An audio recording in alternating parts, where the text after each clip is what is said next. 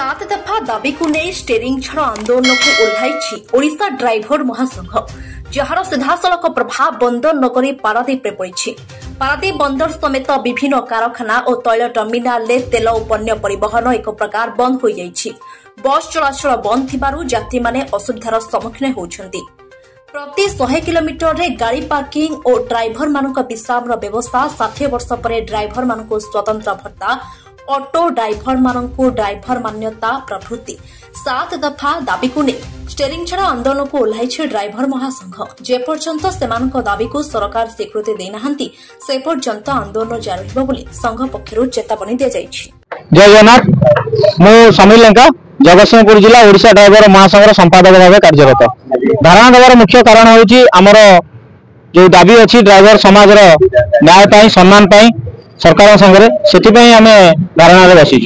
दाबी रही आमर जो ड्राइवर कल्याण बोर्ड वेलफेयर रही जो थे कि ऑटो ड्राइवर मान को सामिल करना कारण ऑटो ड्राइवर जी अच्छा सी भी जड़े जड़े ड्राइवर तांकर ड्राइविंग लाइसेंस अच्छी श्रमिक भाव गणना जेहेतु जड़े से ड्राइवर भाव गणना न हो श्रमिक भाव में कहीं गणना करावे आम 60 वर्ष पर कौन ड्राइवर निजे वृत्ति छाड़ा पड़ू। 60 वर्ष पर लाइसेंस अवधि सरी जाऊँगी जो से गाड़ी चल पार निजे बचाई अक्षम हो जाती सरकार तरफ गोटे किसी भत्ता आकार साहाय्य प्रदान करा जाऊ। आ 100 किलोमीटर दूर गोटे गोटे विश्राम नापी गाड़ी पार्किंग करने सुविधा करा जाऊ कारण राजरास्त कोई भी गाड़ी पार्किंग कर बहुत भी असुविधार सम्मुखीन होगा पड़ू। चोरी हो लुट हो मारपिट हो एमती बहुत किसी होती जदि पार्किंग करा जाए निश्चय गोटे ड्राइवर तार शांति आराम से विश्राम नहीं पार निज गंतव्य पक्ष सुस्थ भाव जापर यहीपरि आम 7टी दाबी रही।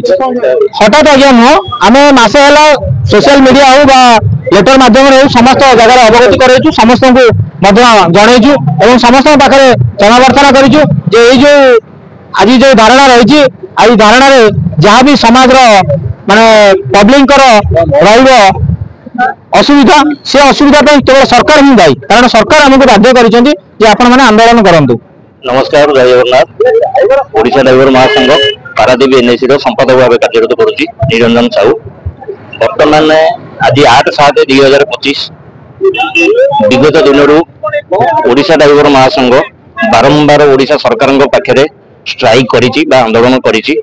पूर्व सरकार पाखे भी स्ट्राइक होता वर्तमान सरकार पाखे भी स्ट्राइक आमर जो दाबी गुड़ा आज्ञा अच्छी ये दाबी रे पूर्व सरकार मात्र गोटे दाबी पूरण कर अनेक दाबी बाकी रही जाइए जोटा कि वर्तमान सरकार पूरण कर बारंबार आम धारणा देचु भुवनेश्वर लोहार पीएमजी रे बारंबार धारणा देला परे भी ये वर्तमान सरकार को वर्षे पूरी गला ये पर्यंत कौन पर्टिकुलर ड्राइवर समाज कौन उन्नतिमूलक काम करने अनवसर करूना। बर्तमान आज्ञा जो आंदोलन हम यहाँ स्टेरिंग छाड़ आंदोलन आ ये आंदोलन टी अनिर्दिष्ट काल हम जे पर्यंत सरकार आम दाबी गुड़ाक पूरण न कर। ब्यूरो रिपोर्ट ओम टीवी ओडिया।